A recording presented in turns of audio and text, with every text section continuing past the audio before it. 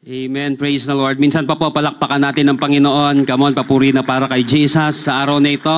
Praise God. Good morning, good afternoon, good evening sa bawat isa. Pwede po ba at least 2 o 3 tao? Batiin naman natin nakaka-bless na good morning. Amen. Good morning po sa bawat isa na nandirito ngayon. If this is your first time na pumunta po sa lugar na ito, na dinala tayo ng Panginoon, hindi po nagkataon na tayo magkakasama ngayong araw na ito. Naniniwala po ako na tinulungan kayo ng Panginoon, nilid kayo ng Panginoon dito sa lugar na ito, hindi po tsambahan ito.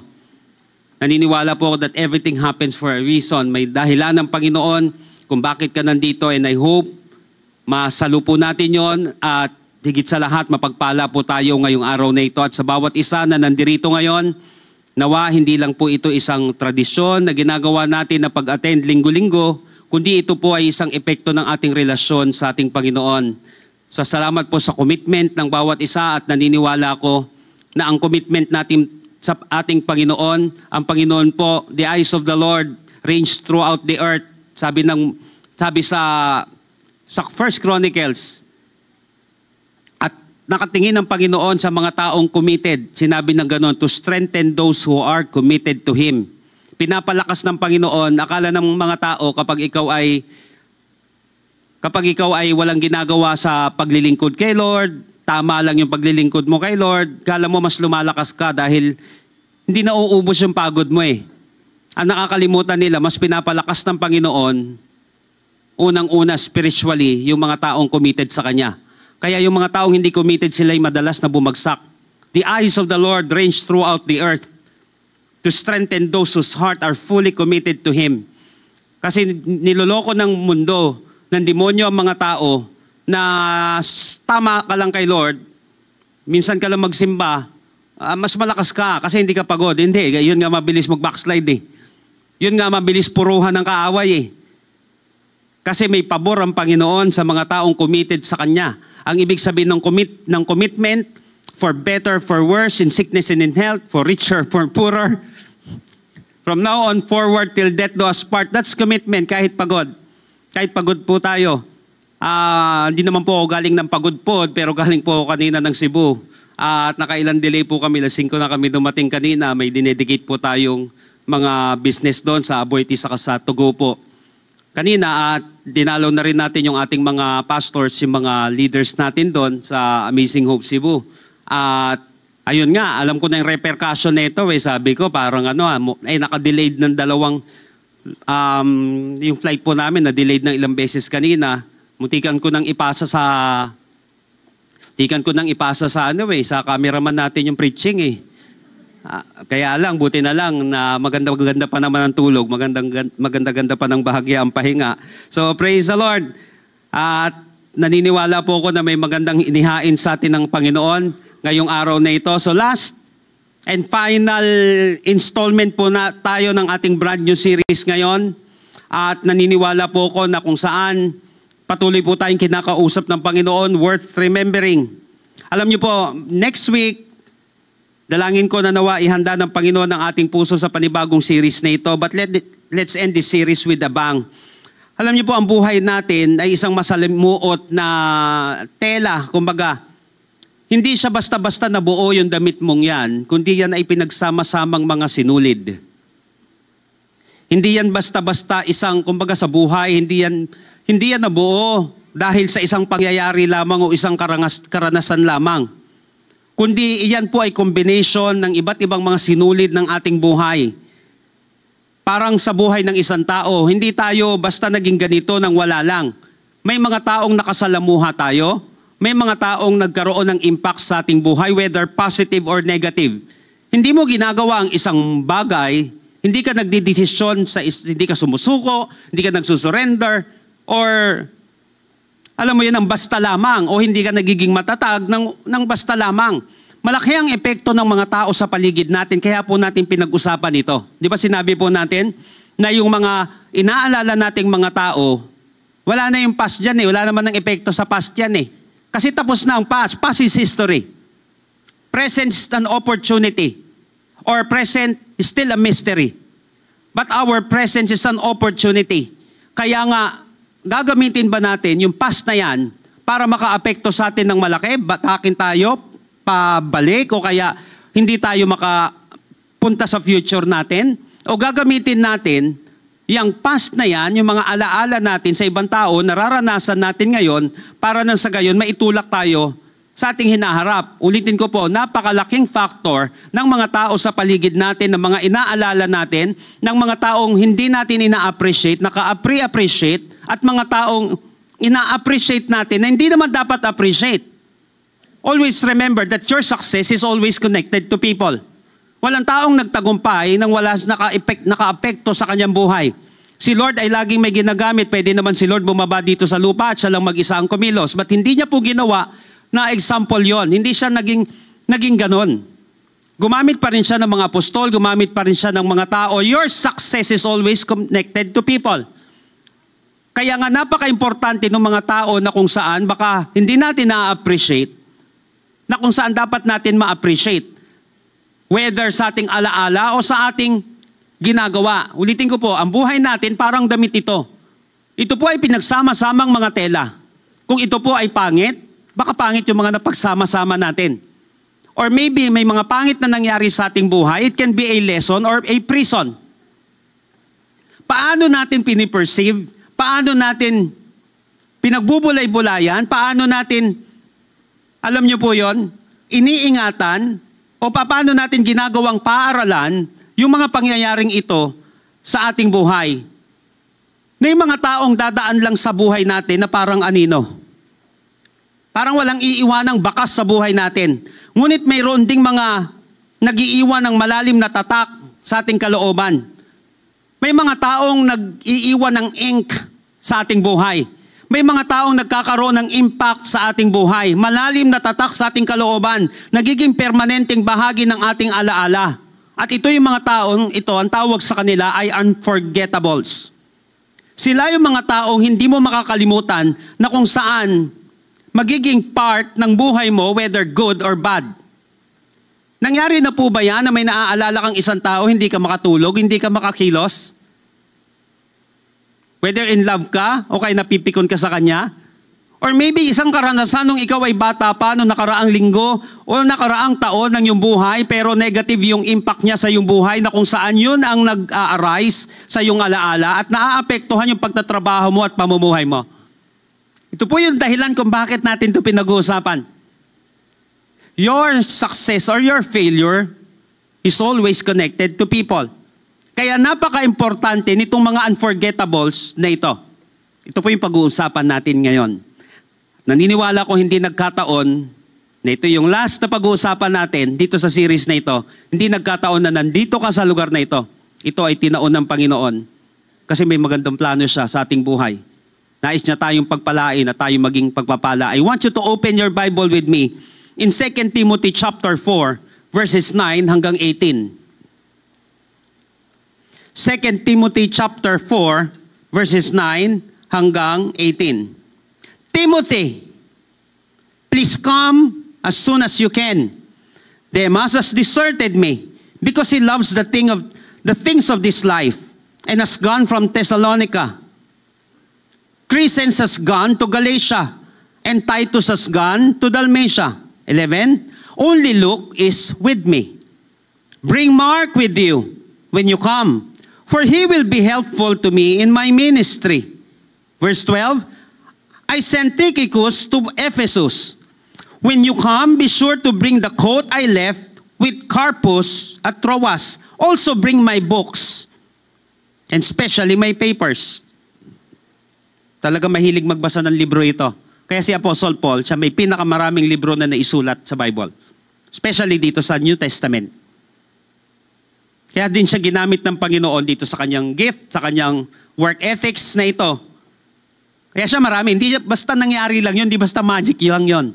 Makikita natin, kaya ganito ang resulta niya, kasi ganito yung naging response mo kahapon. So ito yung katangian niya. Verse 14. Alexander the coppersmith did me much harm, but the Lord will judge him for what he has done. 15, be careful of him, for he fought against everything we said. Kontraktor po to. Kontra ng kontra. Itong 15 na ito. Be careful of him, for he fought against everything we said. The first time I was brought before the judge, no one came with me. Everyone abandoned me. May it not be counted against them. But the Lord stood with me and gave me strength so I might preach the good news in its entirety for all the Gentiles to hear. And he rescued me from certain death. Yes, the Lord will deliver me from every evil attack and will bring me safely into his heavenly kingdom. All glory to God forever and ever. Amen. Pwede po bang palakpakan natin at purihin ang Panginoon sa pagkabasa ng kanyang banal na salita? Praise the Lord. Dito po sa passage na ito, especially dito sa 2 Timothy, probably Paul, sinulat ito ni Apostle Paul, probably ito yung final na letter niya sa kanyang buhay. At ito yung final letter niya, higit sa lahat, sa kanyang disipulo, kay Pastor Timothy. At ito ay sinulat niya, kaya parte siya ng prison epistle. Kasi po ito ay sinulat niya nung siya po ay nasa Roman prison. At siya po ay nakaharap sa isang final na execution. Kaya ang mga laman ng mga salita dito sa 2 Timothy, I have fought the good fight, I have finished the race, I have kept the faith. Namamaalam yung tono ng kanyang pagsasalita dito sa passage na ito. So this urgent situation brings out the true nature of the people around him. Tignan niyo po. Mapapansin niyo, kung babasahin po natin ng 2 Timothy chapter 4 or 2 Timothy, buong 2 Timothy, so urgent yung sitwasyon niya. Matindi yung pangyayari, matindi na yung trial sa kanya. Kung mabasa naman natin dito at iisa-isahin natin mamaya. At dito lumitaw yung tunay na kulay ng mga tao sa paligid niya. At sinabi ko nga po, hindi nabubuo ang isang tao ng basta-basta lamang. Ito po ay parang damit na kung saan pinaghalo-halong mga sinulid sa kanyang buhay. So paano natin magagamit o paano na tayo magbe-benefit sa mga tao na kung saan nakatulong, nakasakit, nagmarka sa ating buhay, whether positive or negative. Ito po yun. Pag-uusapan natin ngayon. So this passage gives us a personal glimpse into the final days of Apostle Paul. Hinighlight niya po dito yung human element of ministry. So ang dami niyang binanggit na mga pangalan. Support, setbacks, opposition. Itong mga unforgettables na ito, yung mga hindi makalimutan na tao na binanggit niya dito, ito po yung tumutukoy sa mga taong binanggit sa 2 Timothy 4 hanggang chapter 4, 8 hanggang dito po sa passage natin. Hanggang 16 actually. Ito sila po yung mga nag-iwan ng malalim at hindi malilimutang tatak sa buhay ni Apostol Pablo. Maging ito man ay positibo o negatibo. Ang mga unforgettables ay tumutukoy sa katotohanan na ating buhay, sa ating buhay at ministeryo. Ang buhay po natin at ang ministry natin ay hinuhubog ng mga tao na kung saan nagiging parte ng ating buhay. So yung bawat taong binanggit ni Apostol Pablo ay nagbibigay ng isang aral. Isang sakit o isang lakas na hindi niya makakalimutan. Aral, sakit, at lakas. Na kung saan hindi makalimutan ng lingkod ng Panginoon na ito. Sila po yung mga karakter dito sa passage na ito na nagpuno sa huling kabanata ng kanyang buhay. So join me in our message today entitled The Unforgettables. Sabi nga po natin, Unforgettables. 6 na uri ng mga taong nagbibigay kahulugan at aral sa ating paglalakbay sa buhay. 6 na uri. Sisiguraduhin ko dumating to sa buhay mo at meron ka nito ngayon. At sila ay parte ng pagbuo ng ating buhay. Parang isang damit na pinagsama-samang mga sinulid. Depende nga lang sa epekto. Kung paano natin na-perceive ito, paano natin tinanggap, paano natin na-process itong mga ito. At naniniwala po ko na hindi mo mapapakinggan ito ng wala lang. Bibigyan tayo ng talino ng Panginoon. Itatama ni Lord yung laman ng puso natin at ng ating isipan. Uulitin ko. Your success or your failure is connected to people. Whether you like it or not, kaya tad-tad ang Biblia sa pagpapaalala at pasasalamat sa mga tao sa ating buhay.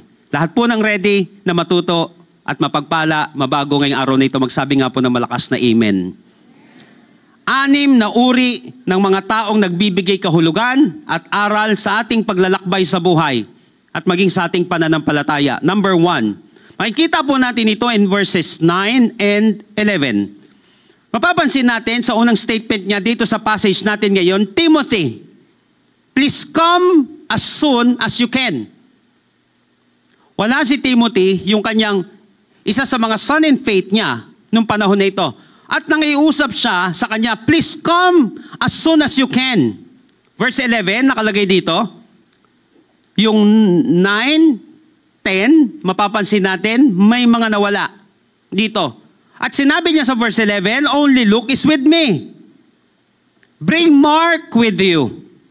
Ganda na ito. Sabi niya ganon, bring Mark with you when you come, for he will be helpful to me in my ministries. Unang uri ng tao na nagbibigay kahulugan at aral sa ating paglalakbay sa buhay at pananampalataya, number 1, ang tawag ko dito ay the backups. Ito po yung mga backups, sabi nga po natin backups. Sila yung mga taong handang sumuklolo at sumuporta. Minsan kahit malayo sila. Minsan malaman sila sa ating paligid, pero kapag sinabihan mo sila, maasahan sila. They are the reliable reserves. Kaya nga ang tagumpay ng isang kumpanya, ng isang team, ay hindi lamang dun sa leader. Lagi ko pong binabanggit ito sa mga kinukoach kong mga kumpanya, mga organizations at mga tao. Importante yung lalim ng bench mo. Why? Hindi sa lahat ng panahon malakas yung bench mo. Hindi sa lahat ng panahon malakas yung superstar mo. Madalas nga yung mga superstar na papagod ang tapipilayan. Kapag mababaw ang bench mo, yung base na tinatawag, mahina ang company mo at mahina yung team mo. So napaka-importante nitong mga reserves na ito na maasahan, na mga backups na ito. So mapapansin natin dito, si Timothy. Siya po ay recipient ng letter na ito. Timothy is Paul's primary backup. At in-instruct niya si Timothy sa verse 9, Timothy, please come to me as soon as you can. Binanggit ko na po yung context kanina, yung background, last letter. Matindi yung persecution. Malapit na yung kanyang execution. Sa panahon na matindi yung pressure, sa panahon na napaka-hard at napaka-painful na ng sitwasyon, doon lilitaw yung mga tao at tunay na kulay ng mga tao sa paligid mo. At nung dumadating yung pressure na yon at nalalapit na execution sa kanya, Timothy, please come to me as soon as you can.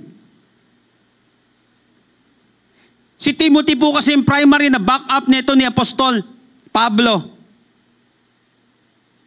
At gusto niya mapagpatuloy yung trabaho. He is the successor and the faithful student. At may binanggit pa siyang isang tao dito na nagngangalang Mark. Only Luke is with me, pero nakalagay dito, bring Mark with you. Timothy, wala. Pero nung panahon ng problema, isa siya sa unang naisip ni Apostol Pablo na magiging backup niya dito sa sitwasyon niya. Kasi kung hindi naman niya kailangan, hindi niya sasabihin ito kung nandito naman si Luke, si Dr. Luke. Sabi niya ganun, Timothy, please come to me as soon as you can. Tapos sinabi niya, bring Mark with you when you come, for he will be helpful to me in my ministry. Si Mark po dito, yung kanyang, actually, yung presence ni Mark is requested, especially because he is helpful. Nakalagay dito, bring Mark with you when you come, for he will be helpful. Sabi nga po natin, helpful. Kaya ngayon, nung nangangailangan si Apostol Pablo, itong dalawa na isip niyang backup, Di namin kaya ni Dr. Luke to Kailangan namin ng backup dito.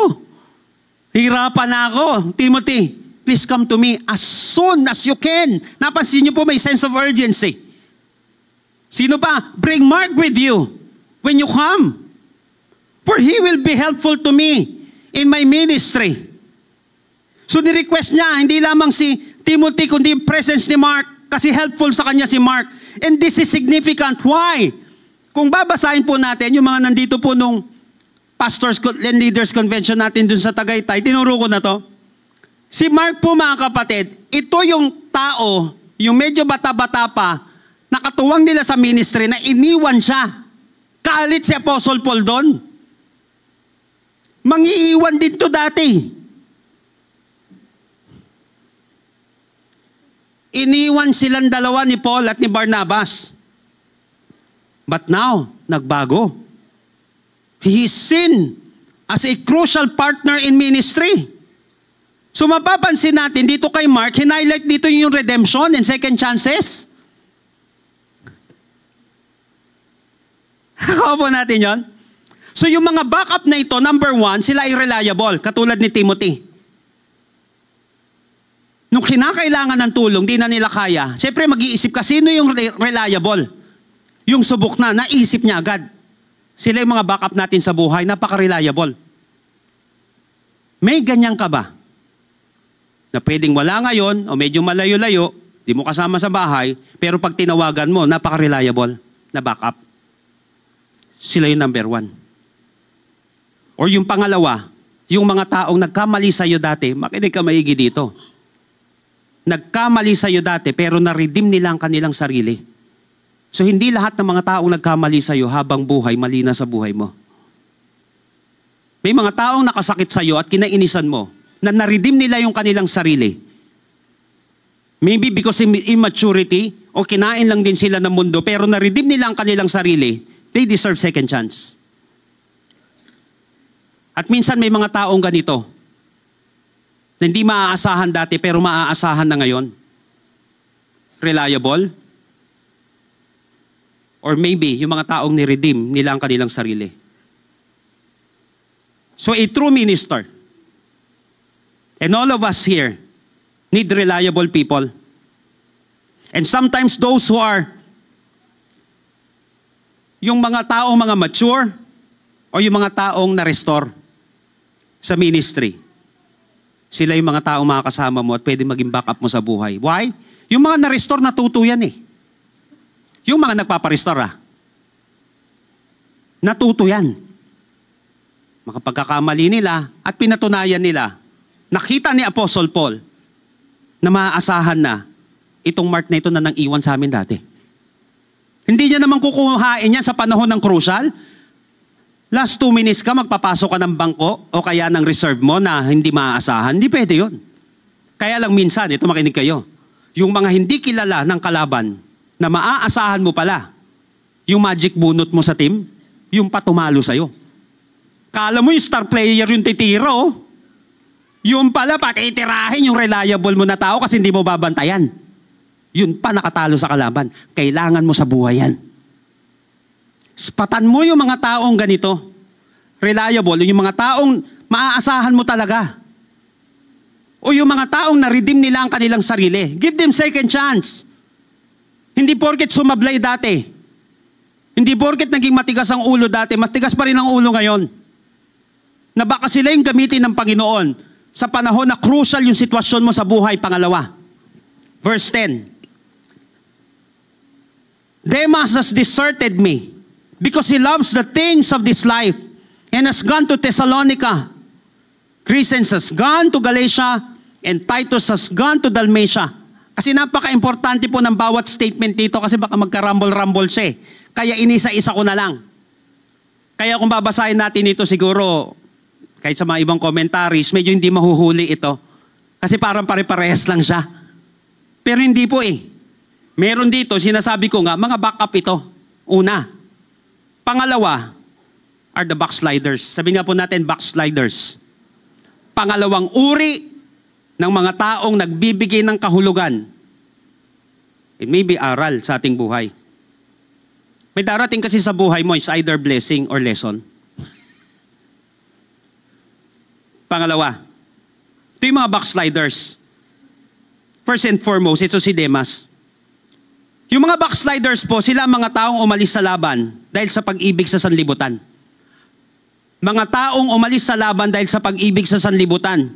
They are former partners who prioritize earthly comforts and safety over the cost of discipleship. Si Demas po mga kapatid, kung mababasa natin, mababasa niyo po yan in Philemon, chapter 1 verse 24, and Colossians chapter 4 verse 14. Ang tawag sa kanya ni Apostle Paul, fellow worker. But in Paul's moment of greatest need, he deserted Paul. Why? Ang sabi dito sa text, because he loved this present world. Yung Greek word po dito sa deserted, it implies abandoning someone in times of crisis.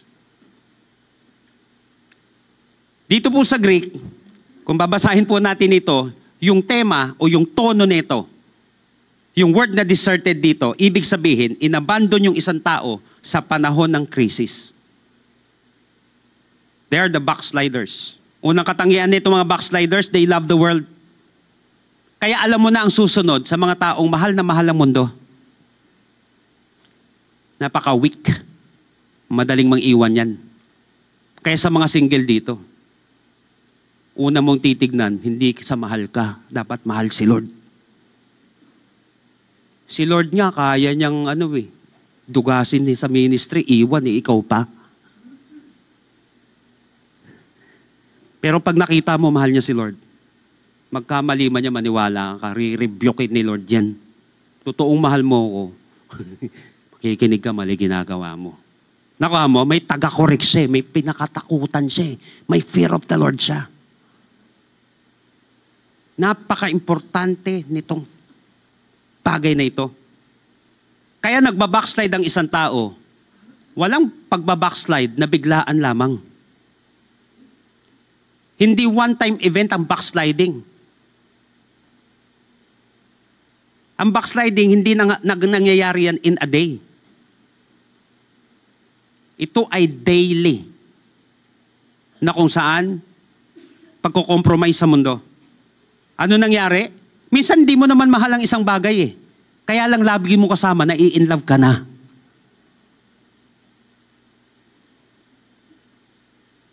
Di ko naman mahal dati. Yung mga drugs, di ko naman mahal yan eh. Di ko naman mahal dati yung bisyo eh. Di ko naman mahal dati kalokohan. Ayoko nga niyan eh, nakukonsensya ako eh. Dahil kahit paano may Bible sa bahay namin. Daming libro sa bahay namin, kahit paano panay ang sermon sa amin. Kahit may bisyo ang tatay ko, sinabi niya, pag nakitaan ko, isa na lang dapat ang lasinggero sa pamilya natin. Ganun lagi term niya eh. Shout out sa'yo, tatay. Ano ko, mapapanood niya to. Ganun lagi term sa amin. Isa na lang ang lisinggero. Isa na lang ang may bisyo sa pamilya natin. Pag nakita mo yung ginagawa, pag nakita kong ginagawa niyo yan, papalunok ko sa inyo yan. Yan sigarilyong yan. Eh, hindi ko pinakita. Kahit paano may fear pa rin naman ako sa tatay ko. Na kahit kaya ko siya, nandun pa rin respeto ko. Pangalawa, pag nakita niya uminom kami ng alak, sabi niya gano'n, bibilan niya kami ng ilang drum na alak. Papalaklak niya sa amin yun. Paano naging mas malala ako sa kanya? Sinimulan ko sa konti. I remember yung drugs, dun sa barangay Kulyat ko, inumpisan yun. Nakatira ako sa isang compound doon. Hindi pala nakatira, araw-araw ako nandoon.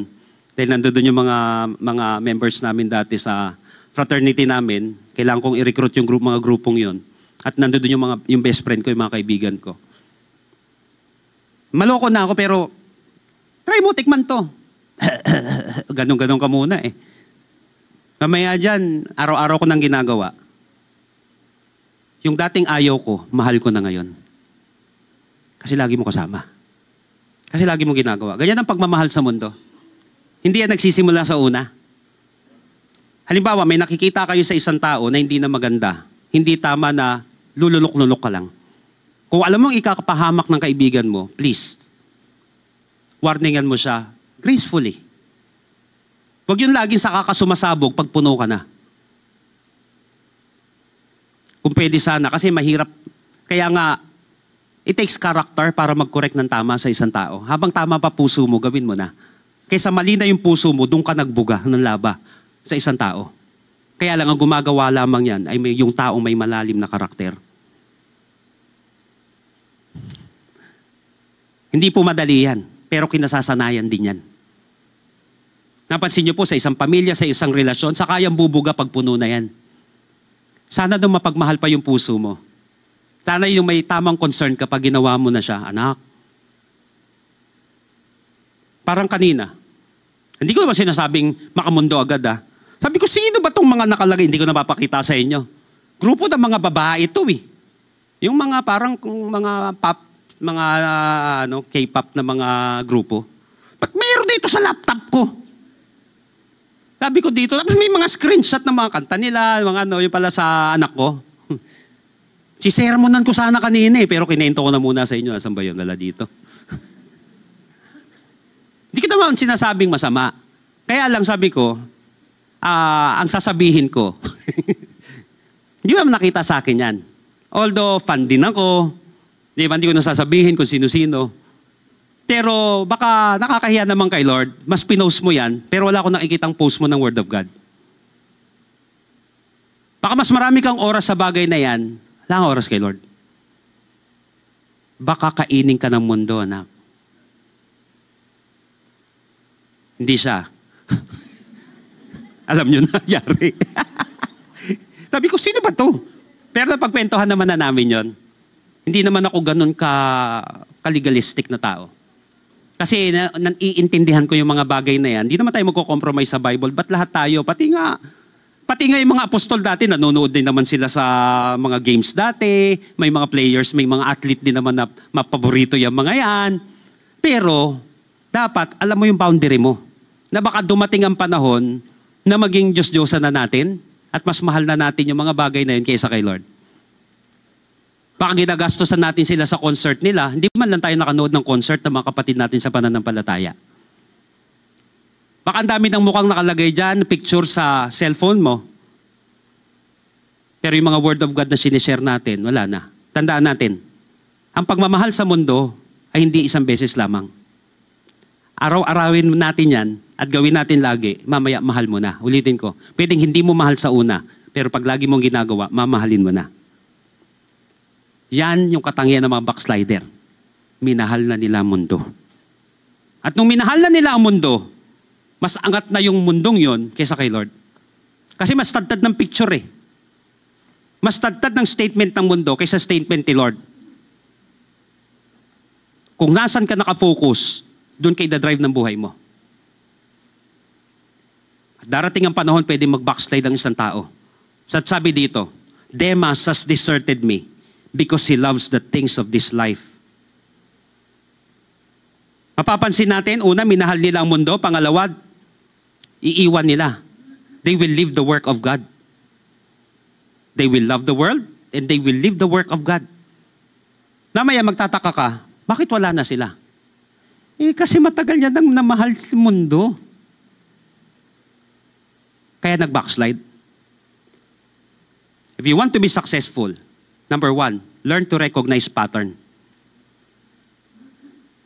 Both sa Bible, and even yung mga tao, yung mga greatest guru sa atin ngayon, na coaches, business coach, or yung mga business leaders, tinuturo ito. Kung mahal mo yung anak mo, teach them to recognize pattern.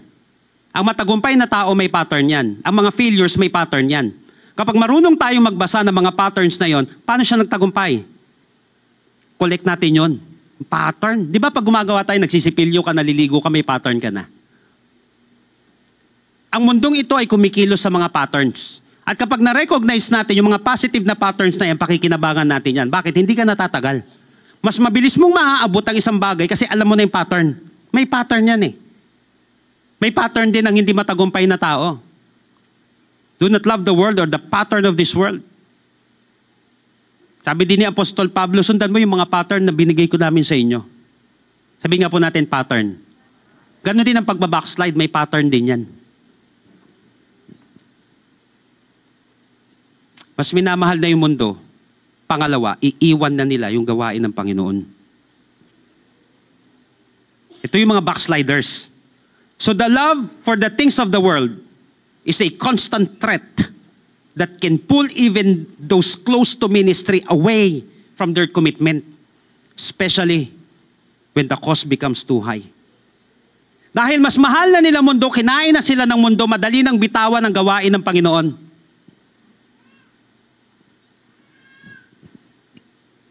Madali nang mawala si Lord sa eksena. Kung hindi ka makuha ng demonyo sa agaran, sa paspasan, uunti-untiin niya tayo. Hanggang sa mahalin na natin yung dating kinamumuhian natin.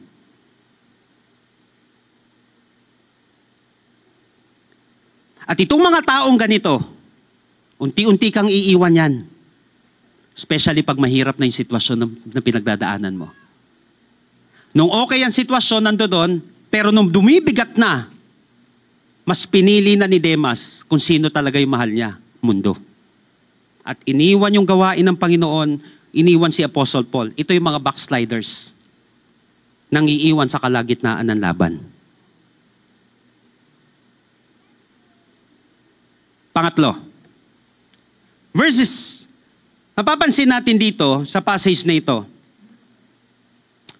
Sa verse 12, may binanggit dito si Apostol Pablo.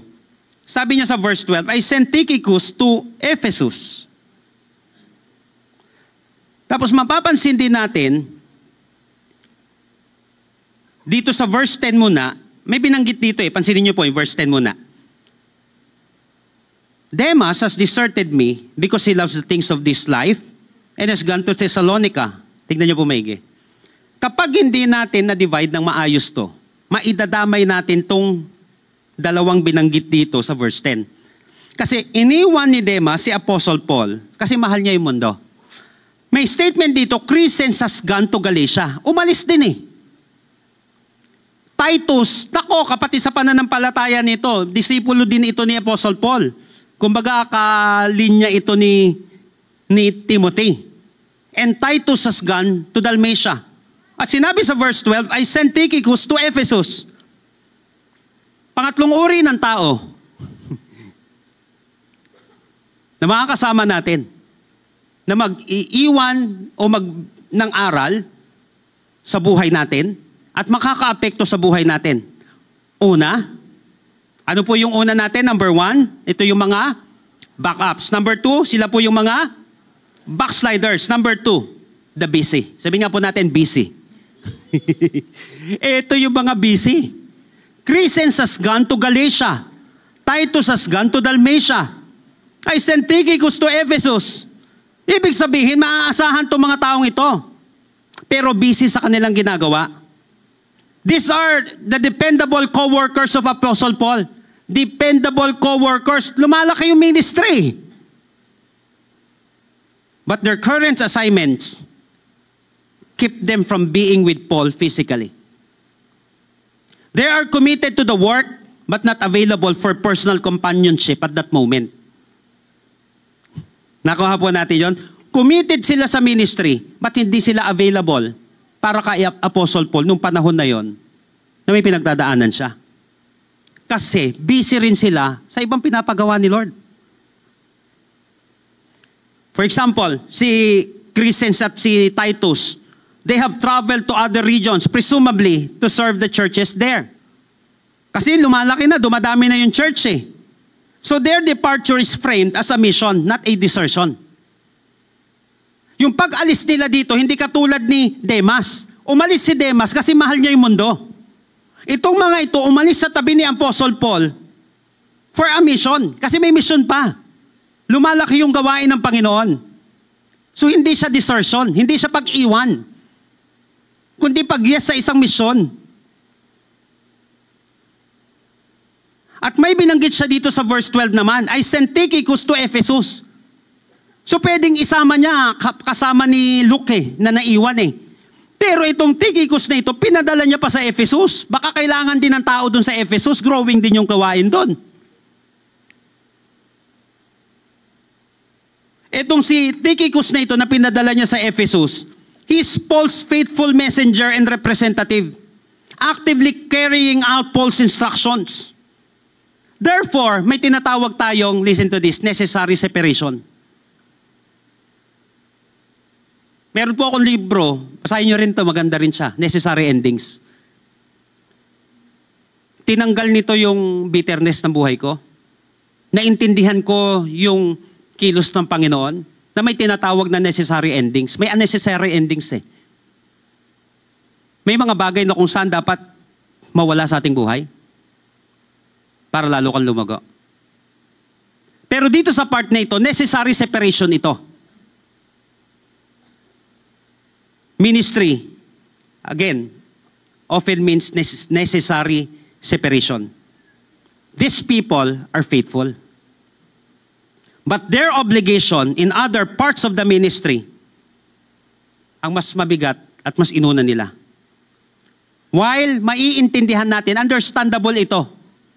Kasi ministry, mission But may epekto kay Apostle Paul. Why?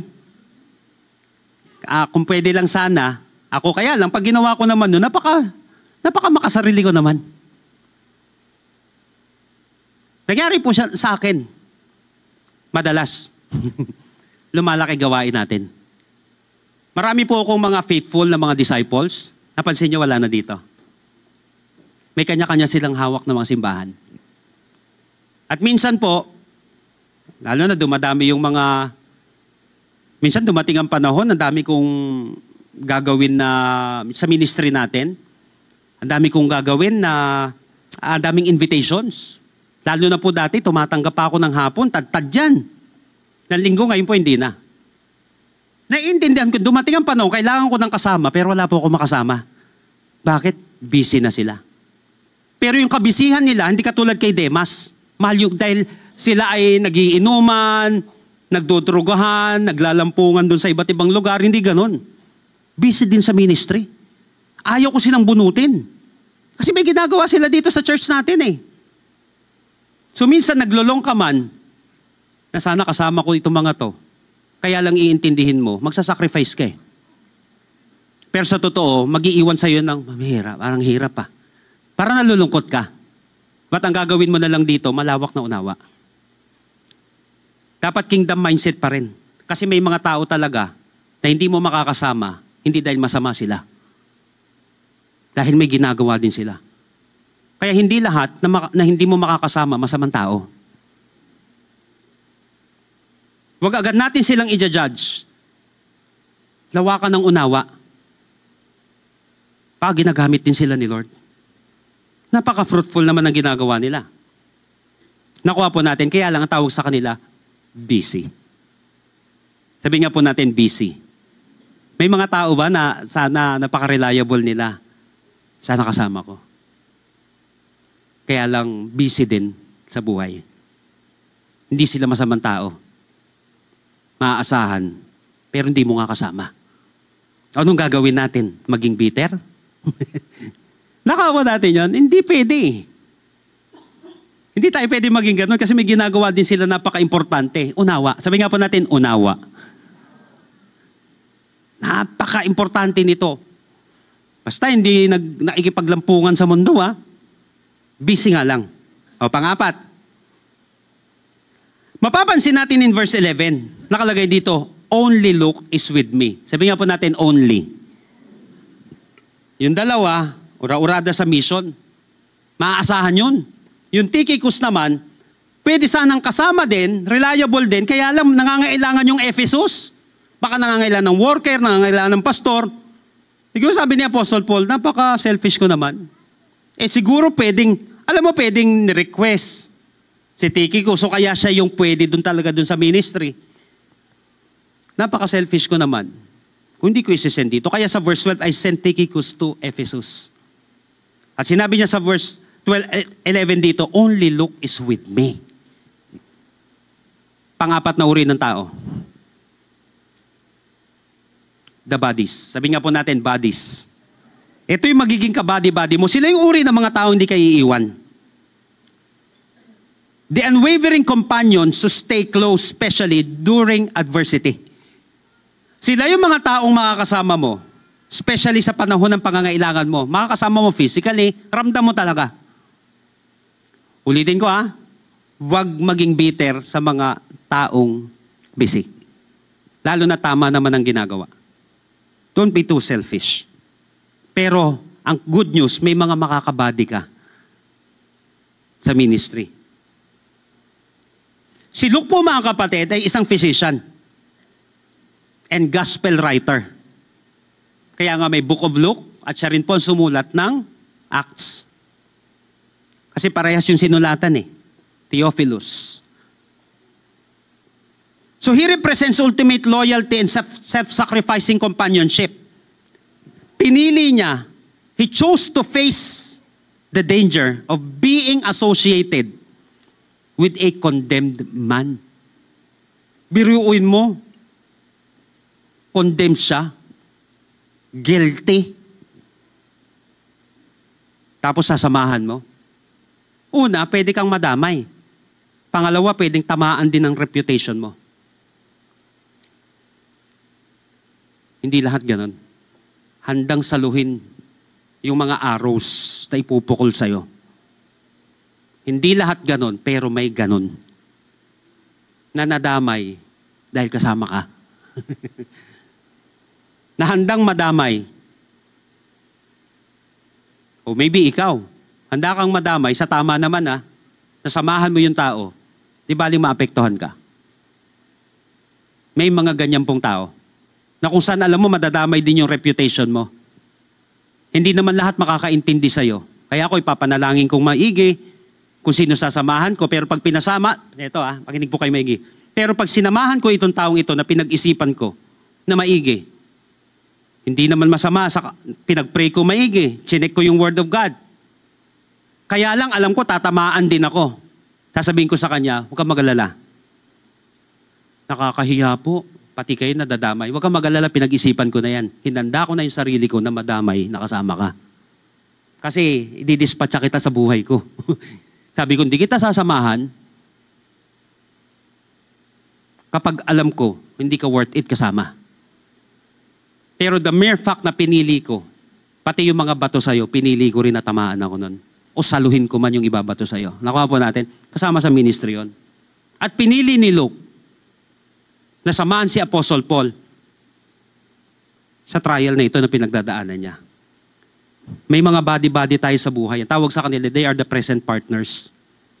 Sila yung present na mga partners natin. May mga kapartner tayo sa ministry, pero wala sila. Dahil may ginagawa din. Pero meron naman talaga na ididikit sa atin si Lord. Kaya at that time, nung sinabi ko, Mira, busy na tong mga to Alam naman sabihin ko, huwag mo na kausapin disciple mo, ako na lang. Masyadong selfish yun. Anong pansinin? Sabihin sa'yo ni Lord, tinuruturuan mo mag-discipleship.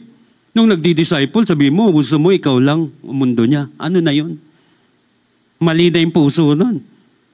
Nakuha po natin, pero ginawa ko, naghanap ako, may iba pa naman tao Minsan di mo lang kasi nakikita kasi hindi mo tinitignan. Wala na nagmamahal sa akin. Kasi tinignan mo yung nagmahal sa'yo na, ay yung minahal mo na hindi ka na mahal Pero may mga tao pala nagmamahal sa'yo. May mga tao palang handa kang samahan na nandiyan dyan. Kaya lang di natin nare-recognize. But dito mare-recognize mo, may mga present partners tayo na binigay ni Lord So in the darkest times, the steadfast presence of even one true friend is invaluable.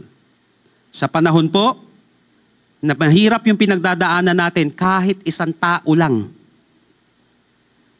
na hindi ka iiwan, sapat na para makapagbigay sa'yo ng apoy yun at magpatuloy. Kaya kapag ako po nasasaktan sa ministry, bawa nasaktan ka ng ibang tao, nasaktan ka ng ganitong pangyayari, iniingatan ko na maging bitter ako. Na baka ang umakyat sa akin yung bitterness, yung pain, at nakalimutan ko, teka lang, may nawala. Pero baka hindi ko mapansin yung mga naiwan. Baka hindi ko mapansin yung mga taong concerned sa akin at masyado na akong tumutok sa galit o kaya dun sa pain na nangyari sa akin. Napaka-selfish ko naman. Tama yun, masaktan ka. Pero pwede bang matuwa ka rin kasi may kasama ka ngayon? Sino sa inyo naisip mo yung mga taong nawala sa'yo at nakasakit sa'yo? Tama, masasaktan ka eh. Pero pwede ba maging masaya ka rin at matuwa ka rin kasi may kasama ka ngayon na binigay si Lord? Be thankful. Kaya importante itong month na ito. Una sa mga pastors. Kaya may pastors, hindi po ito simpleng appreciation month. Na baka magkamali ng iba. Ina-appreciate natin ibang mga leaders natin. But ito po ay create para sa mga pastors. Pastors Appreciation Month siya. Personally, marami na po akong kinaharap na battle. Na minsan pati buhay ko. Na itaya na karangalan ko. Dahil sa ministry ito. At naiintindihan ko po yun, kaya ganun na lamang din ako mag-support sa mga pastors. Kasi alam ko po talaga yung hirap. Alam ko po yung mga napaka-importanting bagay na i-give up mo para lang sundin ng Panginoon. Kasi naintindihan ko po siya, mahirap talaga. Na sana kumikita ako ngayon ng ilang figures. Dahil skillful naman ako, matalino naman ako. Kaya lang kinakailangan mo mag-sacrifice para lang sa gawain, para lang sa panawagan. Kaya napaka-importante po mga kapatid, may mga kabady-bodies tayo. May mga kabady-body tayo sa ating buhay. May mga tao mangiiwan sa'yo, pero may mga tao, pansinin mo naman. Sabi mo sa mga katabi mo, pansinin mo naman. Kasi baka nasaktan ka sa nawala, pero hindi ka natuwa sa mga nagstay. At hindi natin sila na-recognize.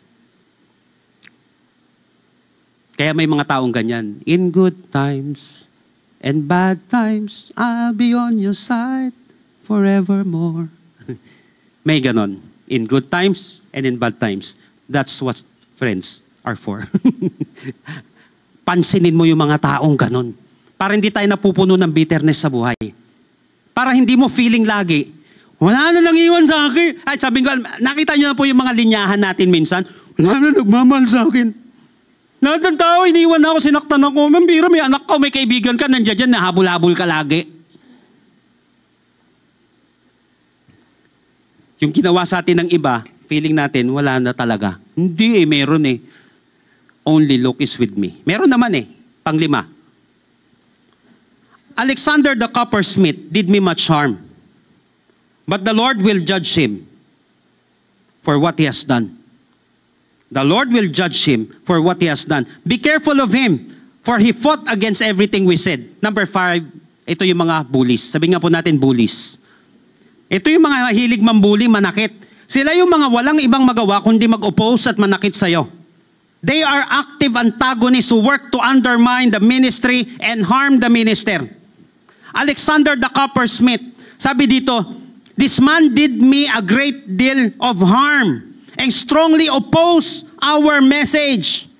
Nire-represent nitong Alexander na ito, yung mga active and malicious oppositions. Perhaps, isa si Alexander na nag-testify against kay Paul. Kaya siya nadiin dito sa kasong ito. At kaya siya i-execute. Perhaps, isa si Alexander sa ginamit para maparusahan at maidiin si Apostle Paul. Sila yung mga active antagonist. Kaya nga sinabi ko, kontraktor to. Kontra ng kontra to. May mga kontraktor na mabubuti. Madami naman sa atin dito. Yung mga kasama ko nga ng mga nakarama, kontraktor. Na lingkod ni Lord. O baka naman lahat ng kontraktor, masamang tao ang dating. Hindi naman, may mga ano nga, may mga masamang tao nga sa lahat ng larangan, may masama. Wag lang natin i-generalize. Porkit nasaktan ka ng isang lalaki, lahat ng lalaki mananakit na, manloloko na. Porkit nasaktan ka ng isang babae, lahat ng babae manloloko na. Hindi naman ganon. Pero itong mga ganito kasi, active sila. Sabi nga po natin, active. Active antagonist to. Talagang walang ibang maisip to, kundi ano eh. Alam mo yun, antagonist? Tawag dito, sila yung mga ano sa pelikula, kontrabida. Kontrabida talaga sa buhay mo, wala ka ng magandang ginawa dyan. Tandaan mo, walang maganda sa mata ng isang taong insecure. Kahit anong paganda mo, pangit ka pa rin, maniwala ka.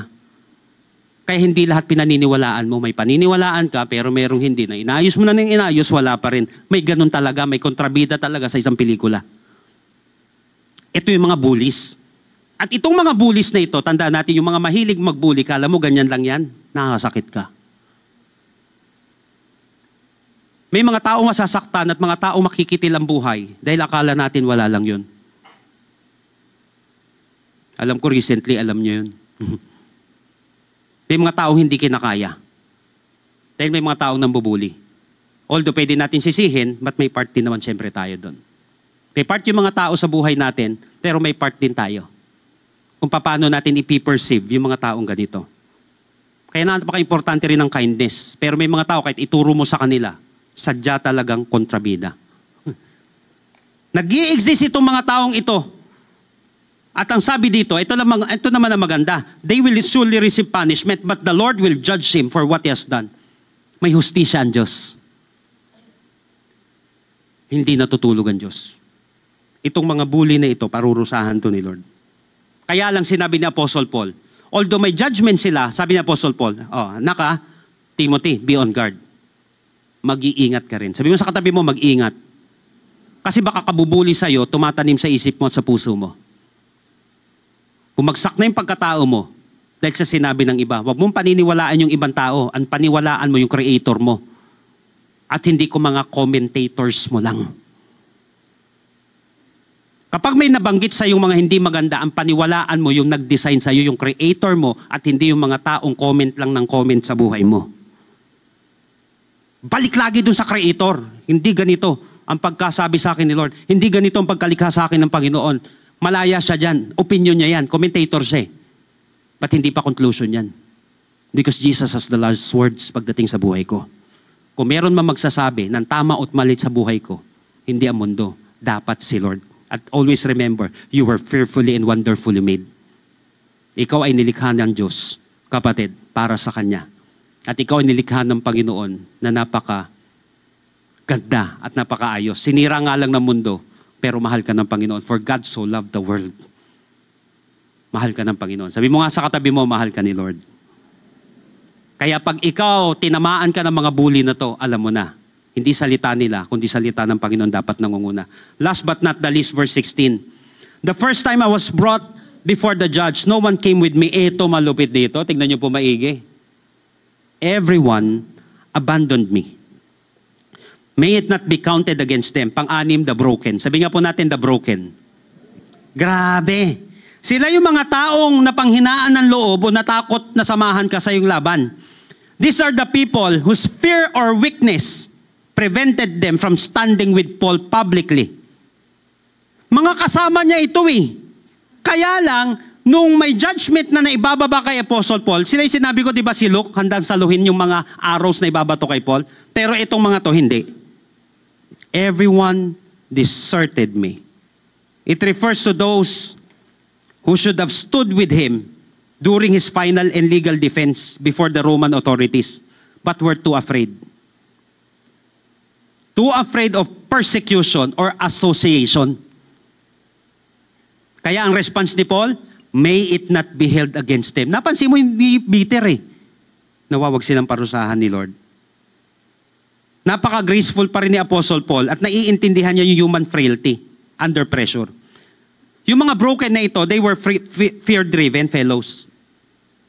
Mas nauna yung takot sa kanila.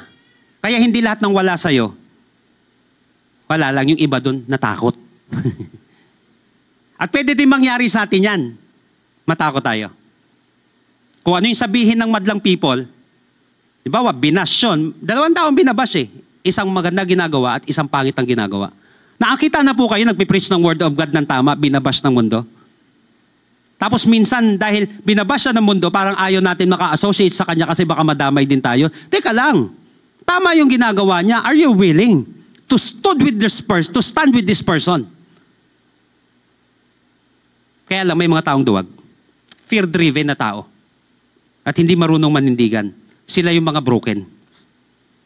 Pangalawa, sila yung mga fair weather friends. Kapag okay, nung walang matinding trial si Apostle Paul nandoon. Pagkainan, paglibrihan nandoon. Pero nung panahon na ng ambagan, mga tol, bitin ng konti, bayad ko ha.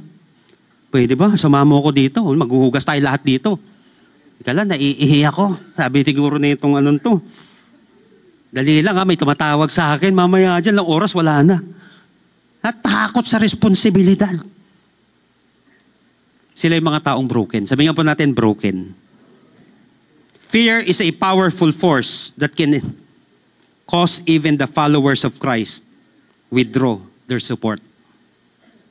The faithful leader must extend grace and forgiveness. Patawarin mo na. At i-recognize mo na lang na may mga tao talaga na dumadaan sa ganon.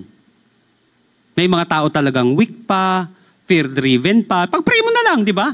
May mga fair weather talaga na tao. Aminin mo na yan. Nandiyan lang yan pag may pera ka. Nandiyan lang yan pag okay ka. Huwag ka na namang bitter. Buti nga may nakikiselebrate pa sa'yo eh. Kapag mayroon ka, mahirap. Yung mayroon ka na, wala pa. Pero mayroon talagang mga tao na nandiyan pag okay ang sitwasyon. Pero mawawala yan pag mabigat na. Di ba kay Jesus Christ, nung pinakain niya yung 5,000, yung 4,000, nandoon sila? Naku, mo sila yun eh. Pinakain ni Lord, nag-miracle feeding of the thousands. Tapos nung nagturo na, I am the bread of life, ang bigat na nito. Ba't bumibigat yung doctrine? Iniiwan na si Jesus Christ. May mga ganun talaga, mga fair weather na tao. The broken. Ito yung 6 na uri ng mga tao na kung saan dadaan talaga sa buhay mo. At dito din masusubok yung karakter natin. Magiging bitter ba tayo o magiging better ba tayo? Bitter, na yung bitterness nila na kinainisan mo, napapasa na sa'yo. Better, hindi mo naging prison yung pagkakamali nila or yung sitwasyon na pinagdadaanan nila, ginawa mo na lang lesson kaysa prison. Better, na kung saan na-recognize mo, may mga tao pa naman nandito na pinadala si Lord. Kasi baka makalimutan natin, hindi ka naman talaga nag-iisa. Kinondisyon ka lang ng isip mo na parang wala kang katuwang. Pero meron mga tao talaga na concern sa'yo. Be better, not bitter. Kaya ang ending dito, tignan nyo po, verse 17 and 18. Tignan po, diba yung unang statement, parang dami ng iwan, masakit, napakakonti na natira, only Luke is with me, ganon. Everyone deserted me. Verse 17, but the Lord stood with me and gave me strength so that I might preach the good news in its entirety for all the Gentiles to hear. And He rescued me from certain death. Yes, verse 18, the Lord will deliver me from every evil attack and will bring me safely into His heavenly kingdom. All glory to God forever and ever. Amen. Ito yung uri ng leader, ng tao na hindi mapapatumba kahit na ng demonyo. Why? Magiging totoo siya sa kanyang sarili na nasasaktan siya. Aaminin niya sa kanyang sarili na ganito talaga yung nangyayari sa kanya. Namumuhay pa rin siya sa realidad. Hindi niya dinidina yung mga sitwasyon. Hindi niya dinidina yung mga ganitong uri ng tao, positibo o negatibo. Pero ang ending niya, hindi pa bagsak. Nakita niya pa rin si Lord sa sitwasyon. Kaya nga always see the hand of God behind every event. At ang dulo niya, all glory to God forever and ever. Kapatid, nasaktan ka man, when everyone else left, the Lord remained. Paul experienced both human loss and divine loyalty. Nung panahon na ito, mas mabigat pa rin yung presence ni Lord kaysa sa absence ng mga tao. Ulitin ko. Mas mabigat pa rin yung presence ni Lord kaysa absence ng mga tao. Yes, may mga taong wala man sa buhay mo, pero sana makita mo mas mabigat yung presensya ni Lord kaysa yung mga walang tao yung mga hindi pumunta sa buhay mo. Yung mga taong wala sa tabi mo, mas mabigat ang presence ni Lord kaysa absence ng mga tao. Pagkasama mo si Lord, nasa majority ka na. Amen ba? Panalo ka na. Kapag kasama mo si Lord, ikaw yung tunay na matagumpay. Kaya pagkasama mo si Lord, hindi ka kawawa.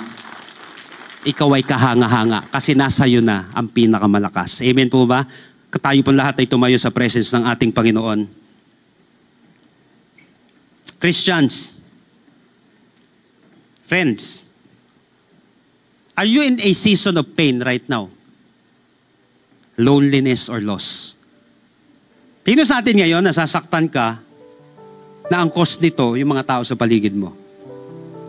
Sino tayo sa atin dito minsan, ngayon, feeling lonely? Nakakaranas ka na matinding loneliness ngayon kasi may na-expect ka mga tao eh. Na sana nandito sa buhay mo. Kaya lang iniwan ka. Positive and negative. Positive kasi busy na sila, sarili ng pamilya, may ginagawa rin naman. Alam nga, di mo pagtrabahuin. Negative, sinadyang saktan ka. Kaya lang nakakapag-iwan sa'yo ng pain, loneliness, or loss. But at the end of the day, listen to this. You are not abandoned by God. Kaya nga sinabi ng Bible, love the Lord your God with all your heart, with all your mind, with all your strength. Nakuha po natin? Nung sinabi ba yun ni Lord, makasarili siya? Gusto niya lagi sa number one sa buhay natin? Hindi makasarili si Lord. Alam niya lang ang nangyayari sa buhay. Kaya gusto ni Lord, number one siya sa buhay mo. Bakit? Iiwan ka ng mga tao, sinasadya at di sinasadya. May mga taong nang iwan sa akin, sinasadya, na nasaktan ako.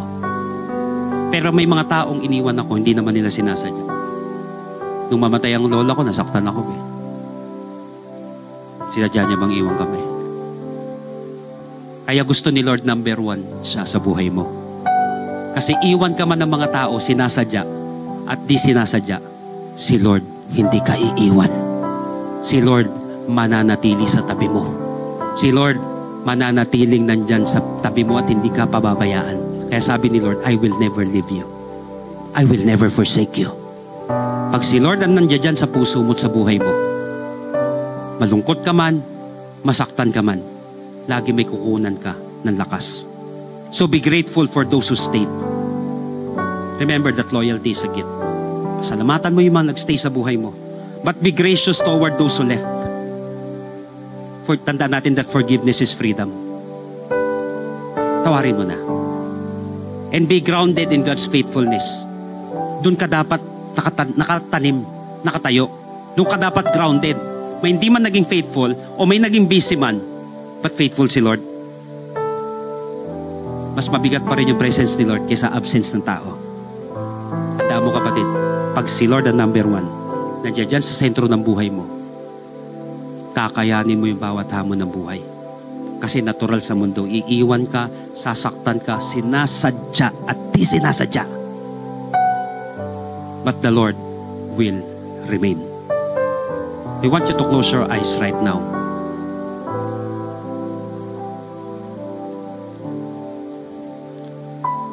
Pagbulay-bulayan natin itong mga napag-usapan natin ngayon. Who among you here may pain sa buhay mo? Nasasaktan ka. Pero hindi mo pa siya napaprocess eh. Basta halo-halo yung pain. Halo-halo yung loneliness. Recently, nasaktan ka kasi may nangiwan sa'yo, nanakit sa'yo. Or may halong pain yan na hindi mo lang matanggap yung katotohanan talaga. Na necessary talaga yung separation na yun. Kapatid, forgiveness is freedom. Palayain mo yung sarili mo. Mas mabigat ang presence ni Lord kaysa absence ng tao. Magpasalamat ka pa rin. Buti na lang sa panahon ng kahinaan, nandyan si Lord para sa iyong kalakasan.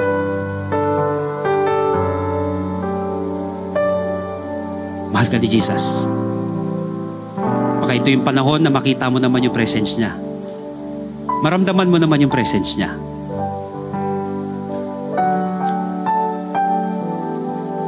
Bago tayo manalangin ng ibang bagay, kapatid, ngayong oras na ito, sino sa atin dito sinasabi mo, Lord, sensya na po. Kung mas nakita ko yung pain, yung failures ng iba, kaysa yung Diyos na lagi akong tinatawag. Minsan, Lord, ikaw pa nga yung nasaktan ko eh. Di ko na-recognize yung presence mo, Lord, na habol ng habol. Pinapakita sa akin lagi na mahal ako pero hindi na kita nakita dahil sa pain na meron ako. Kapatid, may Diyos na nagmamahal sa'yo. Hindi makasarili si Lord kung bakit sinasabi niya, siya lang, number one. Mahal ka ni Lord. Sana mas makita mo yung bigat ng presence niya kaysa yung mga failures, kaysa yung pain na nadulot sa'yo ng iba. If any one of you right now, maybe this is your first time na pumunta sa lugar na ito or first time mong gagawin ito, that you really want to surrender your God to the Lord, na sinasabi mo, Lord, ikaw po ang umupo sa sentro ng buhay ko. More than this pain, more than this loneliness, more than this depression or anxiety, more than this fear, Lord, mas makita ko yung presence mo, Lord, kaysa absence, Panginoon, ng mga bagay na wala ako. Be the Lord of my life above all, God. Save me from this situation, Lord. If this is your prayer right now, bibilang ako ng 3, kapatid. Tataas mo na mabilis yung kamay mo. And I believe that after this, your life will never be the same again. Mananalangin tayo. At naniniwala ko kikilos si Lord sa buhay mo ngayon at sa puso mo. Are you ready? Lift up your hands. 1, 2, 3. Habang nakataas yung kamay na yan, kapatid, pray this prayer with me. Gawin mong personal mong panalangin. At hayaan mong si Lord ang kumilos sa iyong buhay. Tell it to Jesus right now, Lord Jesus. Lord Jesus, Come into my life. come into my life. I surrender my heart to you. I surrender my heart to you. I admit that I'm a sinner, I admit that I am a sinner, but I believe that you are my Savior. but I believe that you are my Savior. Starting today, Starting today, be the Lord of my life. be the Lord of my life. Save me. Save me. In Jesus' name. In Jesus' name. Amen. Amen. Kung na lamang po mananalangin, salamat Panginoon, especially for these people na first time nilang ginawa ito. Continue to show yourself, Panginoon, sa kanilang buhay. Mas mangibabaw yung pagmamahal mo kaysa yung hate, kaysa yung failure, kaysa yung pain. I pray, God, that you heal these people right now in the name of Jesus. Whether kami ay matagal na, Panginoon, o bago, I pray, God, for freedom. I pray, God, for healing. I pray, God, for restoration of every heart na nandirito ngayon. Mas magiging better sa buhay kaysa magiging bitter. Yes, may dahilan, Panginoon, para maging bitter. Pero mas maraming dahilan, Panginoon, para maging better. Dahil nandito ka sa buhay namin. Thank you, Lord. Dahil nandito ka pa rin. Lilipas ang panahon, dadaan ang panahon. Magbabago ang mga tao sa paligid namin, magbabago ang panahon. Pero hindi ang Panginoon. Because you are the same yesterday, today, and forever. Salamat po, Panginoon. Pinupuri ka namin at pinasasalamatan ka namin, Panginoon. Salamat sa mga pagpapala mo na ibinigay sa amin. Katulad ni Apostle Paul, but the Lord stood with me and gave me strength. Salamat, Panginoon, dahil nandito ka sa amin at nanatili. Salamat, Panginoon, dahil ikaw ang aming kalakasan. Purihin ang pangalan mo. Ngayong oras na ito, kapatid, I will give you just 30 seconds. Just thank the Lord right now. Just thank God. Personally, remove bitterness. Personally, thank the Lord. At pwede ba ngayong oras nito, kapatid, pasalamatan mo rin yung mga taong nandyan. Kasi baka yung mga taong, mga maling tao na nasa isip natin, o kaya mga maling minds, maling pag-iisip na yung nagre-reign sa puso't isip natin. But pwede ba ngayong oras na ito din, kapatid? Baka nakalimutan mo na silang ipag-pray.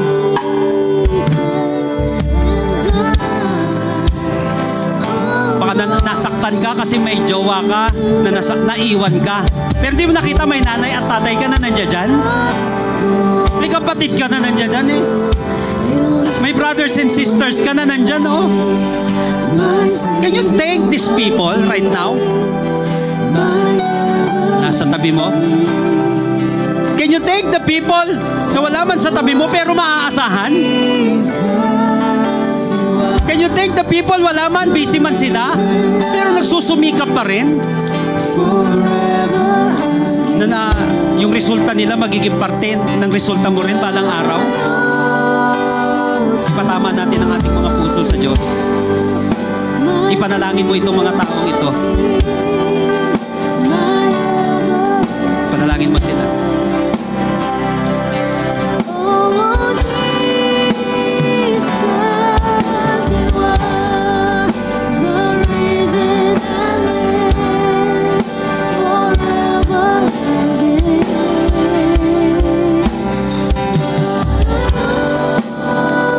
Can we just lift up our hands for the last time, and I want to pray for you right now. Come on, lift up your hands. Father, in the name of Jesus, I pray for a better life, Lord, sa bawat isa na nandirito. Lord, di man kami perfect, Panginoon, but thank you, Lord, sa combinations ng mga tao na ibinigay mo sa aming buhay. Right now, I lift them up to you, Lord. Nire-release na namin yung mga tao, Panginoon, na kung saan nakapalakit sa amin. But we are raising you up, Panginoon, in our lives. Thank you, Lord, because you remain faithful, Lord. Salamat po sa kalayaan. Salamat sa kapayapaan. Salamat, Lord. Pwedeng nasaktan kami, pero salamat pa rin, Panginoon, sa lesson na tumalino kami, Panginoon. Salamat sa iniwan nilang lesson sa aming buhay. Pero salamat din sa mga taong naging blessing sa amin ngayon. Bless them, God. Thank you for these faithful people. Salamat po, Panginoon, because they remained. Na minsan di man namin nahalata. Lord, pagpalain niyo pa po kami. Dahil gusto po namin maging pagpapala sa kanila. Mahal po namin itong mga taong ito, Panginoon. Thank you for these people, Lord, na naging part ng aming buhay. Salamat po. Bless them, God. And bless us, Lord, also. Wag lang sila, pati kami, Lord, i-bless mo. Bless the works of our hands. Pasaganain mo pa po yung buhay namin. Palakasin mo pa po kami. Para, Lord, masuklian man lang namin or maging pagpapala rin kami sa kanila, sa mga taong ito. Salamat, God. Fill us with your blessings, with your love, with peace, Lord, with healing. Hindi lang para sa amin, kundi number one para sa iyo at sa mga tao, Lord, na naging pagpapala sa aming buhay. Salamat po, Panginoon. Pinupuri ka po namin. Salamat sa kalayaan. Salamat sa kagalingan. Salamat sa tamang perspective, Lord, na binigay mo sa amin. Sa iyo po ang pinakamataas na papurit pagsamba sa pangalan ni Jesus. Lahat po'y magsabi ng malakas na Amen and Amen. Come on, palakpak para kami sa Panginoon. Palakpak ng pinagpala ni Jesus. Come on. Praise the Lord. Praise God.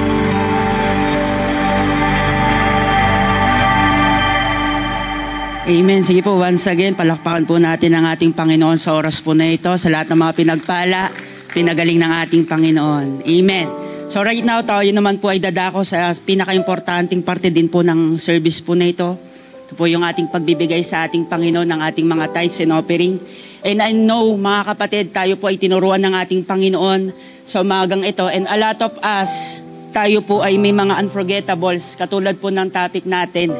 Ito po yung ibig sabihin, mga kapatid, may mga tao na kung saan hindi natin makalimutan dahil minsan sila'y nakatulong sa ating buhay.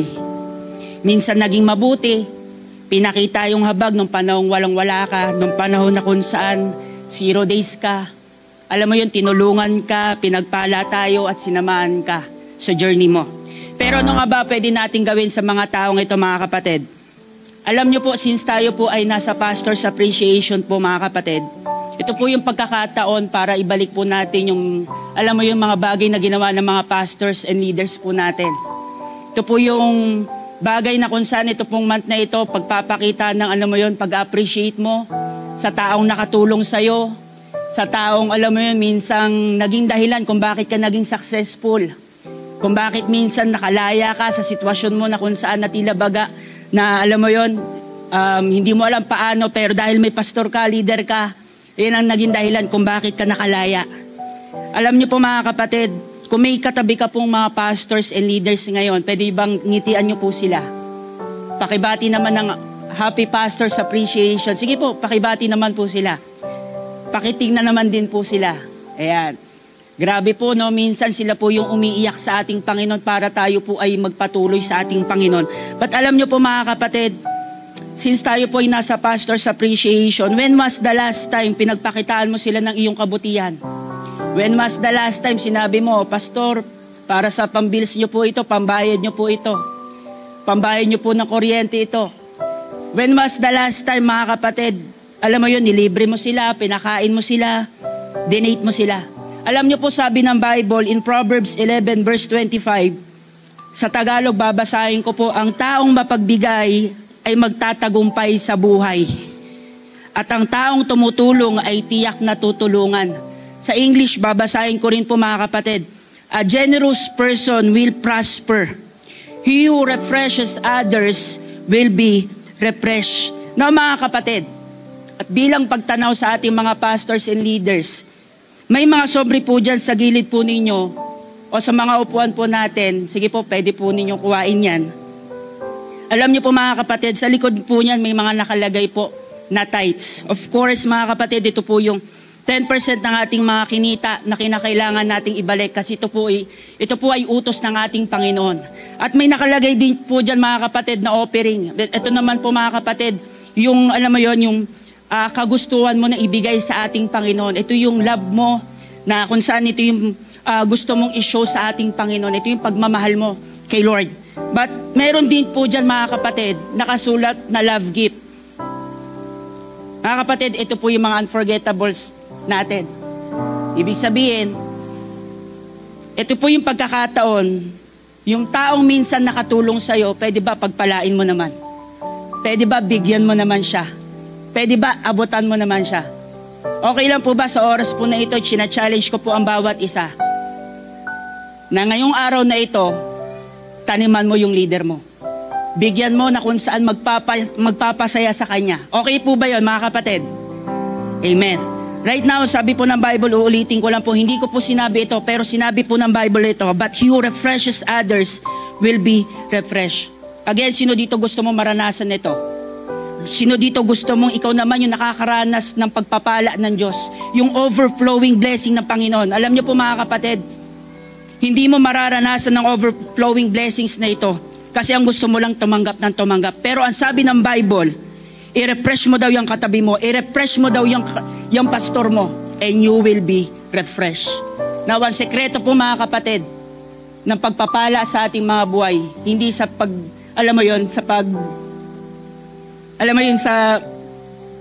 yung ganito ka lang yung hindi ka nagre-release. Ang sekreto daw po ng pagpapala mga kapatid, yung ikaw daw yung nagbibigay. Yung ikaw po yung nagbibigay. At kagaya din ito mga kapatid ng pagbibigay natin sa ating Panginoon. Maging faithful ka sa tithe, sabi ng Malakay chapter 3, you will be blessed. Maging cheerful ka sa pagbibigay mo ng offering, sabi sa Corinthians chapter 9, and you will be blessed. Now, if you want to be refreshed, give. If you want that overflowing blessing mga kapatid, give sa ating Panginoon. Again, uulitin ko po, yan po ang sekreto ng pagbuhos ng pagpapala, ang pagbibigay at ang pagsunod natin sa ating Panginoon. Sige po, sa lahat po ng excited sa oras po na ito, na kung saan magtanim, magbalik sa ating Panginoon at magbigay para sa kanilang mga pastors at leaders. Right now, iniimbitahan ko po ang lahat na tayo po ay yumuko sa oras po na ito at tayo po ay mananalangin. Lord, maraming salamat po sa oras po na ito. Lord, right now as we give to you, dinadalangin ko na makita mo ang aming mga puso na magtatapat sa iyo, Panginoon. Makita mo, Panginoon God, ang laman ng aming mga puso na masayang magbibigay sa iyo. Lord, sa pagtatapat po ng iyong lingkod, Lord, may you bless 100-folds and 1,000-folds sa mga taong ito. Lord, dalangin ko, bumukas ang durungawan ng pagpapala sa kanyang tahanan, sa kanyang business, Panginoon God. Lord, sa kanyang ministry, even, Panginoon God, sa kanyang kalalagayan, Panginoon, bigyan mo po siya ng kalakasan. Lord, dalangin ko, pagpalain mo rin po, Panginoon, siya. Lord, dalangin ko din po, Panginoon God, na bigyan mo po siya ng kalakasan. Lord, yung mga bills ay kanyang mababayaran, yung mga utang ay kanyang mapagtatagumpayan, Panginoon God.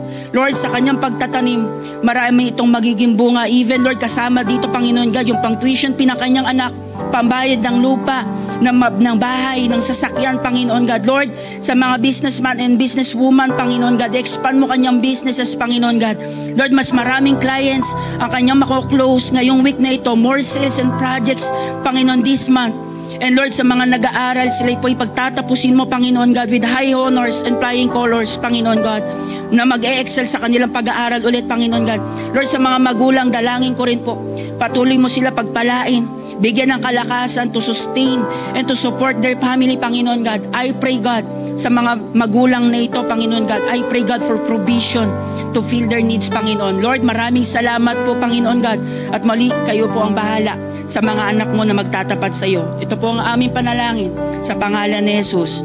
Amen and amen. Sige po, let's give with a cheerful heart.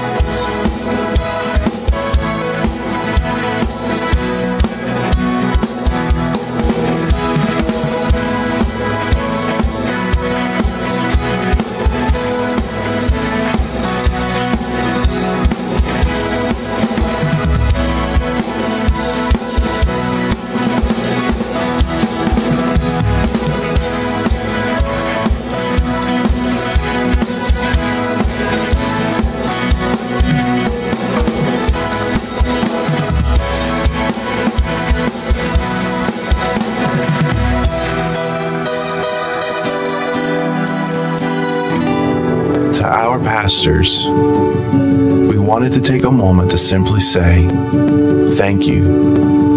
Thank you for serving both this church and community so faithfully.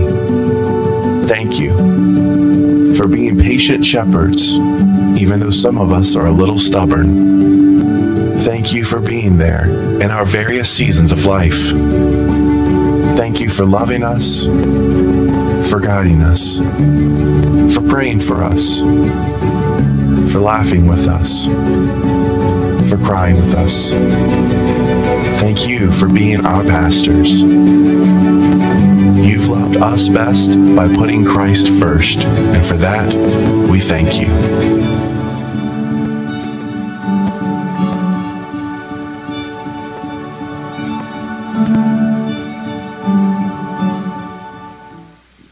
Amen. Palakpakan natin yung ating mga pastors na ina-appreciate natin ngayon.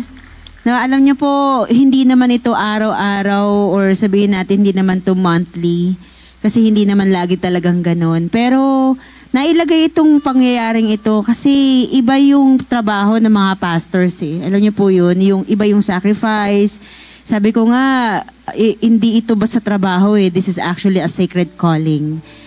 Imaginein mo may isang taong tinawag si Lord na meron din siyang sarili niyang pinagdadaanan pero iniintindi niya rin yung pinagdadaanan ng ibang tao because he or she is called to do that. At hindi po yun madali. That's why today, we want to take this moment to appreciate our pastors po. So anyone na mga pastors po na nandito ngayon kasi iba ng mga pastors natin nasa kanya-kanyang gawain. I wanna call them, all of them. According to the ushers, 4 daw sila. Kasama ba ako doon? Hindi. Panglima na ako. Baba po tayo dito at ipapanalangin po namin kayo. Okay ba yun? Ipanalangin natin yung mga pogi natin mga pastor. Magaganda natin mga pastor. Wala ata yung mga pastora natin, pero sige. Ay, ito pala. Nandito pala yung magagandang pastora natin. Palakpakan naman po natin sila. By the way, baka nakikita nyo lang sila, akala nyo hindi sila mga pastor kasi mga bata pa, no? Pastora Nieva nga po pala sa ating kids ministry. Ayan, Pastor Cherish po, Pastor Christian, kilala nyo na po to. Pastor Homer, Pastor Dana nga po pala. Baka po makalimutan nyo po ako. Hindi, gusto ko lang pong i-declare po or i-share po sa atin to. 1 Thessalonians chapter 5 verse 12 to 13. Sabi niya, "Now we ask you brothers, to give recognition to those who labor among you and are over you in the Lord and admonition you, and to hold them in the highest regard in love because of their work." So what we're doing is not just a celebration or something na simply appreciation. This is actually a command from the Lord. So every time that we appreciate these people na tinawag ng Panginoon to govern us, especially in our spiritual life, tayo ay sumusunod sa sinabi ng Panginoon or utos ng Panginoon sa atin. Tapos may sinabi pa po dito, in Hebrews chapter 13 verse 17, have confidence in your leaders and submit to their authority because they keep watch over you as those who must give an account. Do this so that their work will be a joy, not a burden, for that would be of no benefit of you. Pag pala nabiburden yung mga pastors natin dahil hindi tayo sumusunod sa Panginoon, hindi lang sa kanila, kundi sa Panginoon, hindi daw ito nakakabuti para sa atin. Kapag pala hindi natin ginagalang yung kanilang authority, hindi pala yun nakakabuti para sa atin. That's why today, ayaw natin yun mangyari sa buhay po natin. That's why today we will appreciate them. At naniniwala po ako na deserve po ng ating mga pastor din na sila ay maipanalangin. Maraming pagkakataon tayo yung pinapanalangin ng ating mga pastors. But this time, ikaw naman, sabi mo sa katabi mo, ikaw naman ang manalangin sa iyong pastor. Ikaw naman yung mag-declare ng mga blessings sa kanya. Aside from declaration, maybe today or maybe not today kasi hindi ka naging prepared, pero pwede kang magbigay to show your appreciation. 1 Timothy chapter 5 verse 17, the elders who direct the affairs of the church, well, yung mga tumatrabaho doon ng maayos for the Lord, are worthy of double honor, especially those whose work is preaching and teaching. So pwede natin silang regaluhan, pwede tayo magbigay. Hindi siya masama. Again, it is a command from the Lord. Ito ay command ng Panginoon. Every time na ginagawa mo, sumusunod ka sa command ng Panginoon, ang blessing ng Panginoon bumababa sa iyo. Kasi tandaan po ninyo, sa bawat pagsunod, may pagpapala yan. Amen po ba? So tatayo po tayong lahat. At this time, tayo naman, kasi madalas ikaw yung nililay hands ng pastor mo tama ba? This time, ikaw naman yung mag-lay hands sa kanya. I-stretch natin yung hands natin sa ating mga pastors right now. And before ako manalangin, you can open your mouth right now and can you just declare blessings to these pastors? Declare mo yung ini-impress sa'yo ng Panginoon sa kanilang mga buhay. You may not know them, all of them, but you know, nakikita mo sila ngayon, naaalala mo. Ngayong oras na ito, mag-declare ka ng pagpapala sa kanila.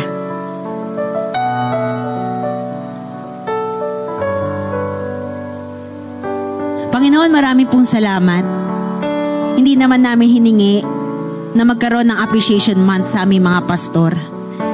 Nung panahon, Lord, na tinawag mo kami, we just say yes because we want to follow you. Pero marami pong salamat sa ganitong pagkakataon that a body of yours, a body of Christ, a church, ay nagsiselebrate, Panginoon, ng pagpapasalamat at appreciation po, Panginoon, sa mga pastors. Salamat, Panginoon, sa buhay ng bawat pastor na tinawag mo. Salamat, Panginoon, sa kanilang pagpapagal. Thank you, Lord, for all their sacrifices.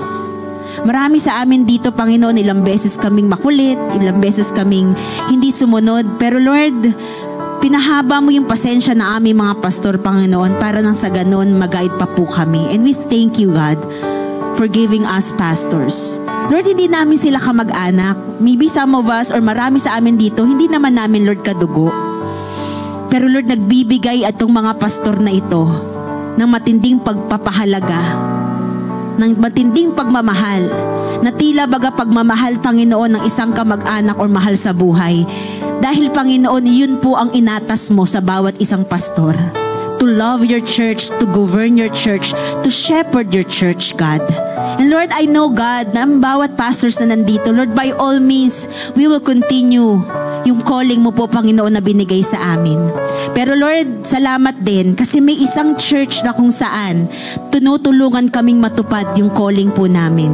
Salamat, Panginoon, dahil sa oras na ito, yung mga declarations po na amin pong nare-receive, yung mga declarations po, Panginoon, na dinideclare po ng bawat members ng Amazing Hope, Panginoon, na nandito ngayon. Salamat, God, because we receive them. We believe, Father God, there's power in those declarations, God. Lord, nagdi-declare kami ng long life pa po sa amin po mga pastors. Lord, we declare wisdom, God, sa amin po mga pastors as they govern us. Lord, we pray also, Lord, na materially, Panginoon, financially, you prosper them. Panginoon, hayaan mo po, Panginoon, na even ng kanilang mga pamilya ay magiging masaya sa panawagan mo, Panginoon, sa kanila kasi nakikita nila, Lord, hindi mo po sila pinababayaan. Salamat din, Panginoon, and we declare, Father God, more strength, O God.